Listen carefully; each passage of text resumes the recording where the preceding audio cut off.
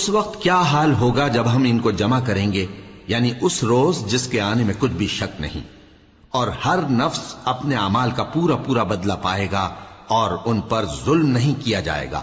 کہو کہ اے اللہ، اے بادشاہی کے مالک، تو جس کو چاہے بادشاہی بخشے اور جس سے چاہے بادشاہی چھین لے، اور جس کو چاہے عزت دے اور جسے چاہے ذلیل کرے۔ ہر طرح کی بھلائی تیرے ہی ہاتھ ہے اور بے شک تو ہر چیز پر قادر ہے۔ تو ہی رات کو دن میں داخل کرتا اور تو ہی دن کو رات میں داخل کرتا ہے۔ تو ہی بے جان سے جاندار پیدا کرتا ہے اور تو ہی جاندار سے بے جان پیدا کرتا ہے، اور تو ہی جس کو چاہتا ہے بے حساب رزق بخشتا ہے۔ مومنوں کو چاہیے کہ مومنوں کے سوا کافروں کو دوست نہ بنائیں، اور جو ایسا کرے گا اس سے اللہ کا کچھ عہد نہیں۔ ہاں، اگر اس طریق سے تم ان کے شر سے بچاؤ کی صورت پیدا کرو تو مذائقہ نہیں۔ اور اللہ تم کو اپنے غضب سے ڈراتا ہے اور اللہ ہی کی طرف تم کو لوٹ کر جانا ہے۔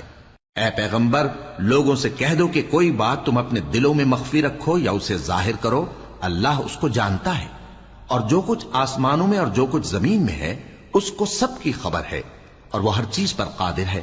جس دن ہر شخص اپنی کی ہوئی نیکی کو موجود پا لے گا اور اپنی برائی کو بھی دیکھ لے گا تو آرزو کرے گا کہ اے کاش اس میں اور اس برائی میں دور کی مسافت ہو جاتی، اور اللہ تم کو اپنے غضب سے ڈراتا ہے اور اللہ اپنے بندوں پر نہایت مہربان ہے۔ اے پیغمبر، لوگوں سے کہہ دو کہ اگر تم اللہ کو دوست رکھتے ہو تو میری پیروی کرو، اللہ بھی تمہیں دوست رکھے گا اور تمہارے گناہ معاف کر دے گا، اور اللہ بخشنے والا ہے، مہربان ہے۔ کہہ دو کہ اللہ اور اس کے رسول کا حکم مانو، پس اگر وہ نہ مانے تو اللہ بھی کافروں کو دوست نہیں رکھتا۔ اللہ نے آدم اور نوح اور خاندان ابراہیم اور خاندان عمران کو تمام جہان کے لوگوں میں سے منتخب فرمایا تھا، ان میں سے بعض بعض کی اولاد تھے، اور اللہ سننے والا ہے، جاننے والا ہے۔ وہ وقت یاد کرنے کے لائق ہے جب عمران کی بیوی نے کہا کہ اے پروردگار، جو بچہ میرے پیٹ میں ہے میں اس کو تیری نذر کرتی ہوں، اسے دنیا کے کاموں سے آزاد رکھوں گی، تو اسے میری طرف سے قبول فرما، تو سننے والا ہے، جاننے والا ہے۔ پھر جب ان کے ہاں بچہ پیدا ہوا تو کہنے لگی کہ پروردگار، میرے تو لڑکی ہوئی ہے، جبکہ اللہ خوب جانتا تھا جو ان کے ہاں ولادت ہوئی تھی، اور نہ ہوتا لڑکا مانند اس لڑکی کے۔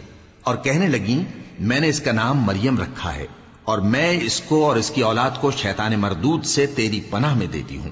تو اس کے پروردگار نے اس کو پسندیدگی کے ساتھ قبول فرمایا اور اسے اچھی طرح پرورش کیا، اور زکریا کو اس کا کفیل بنایا۔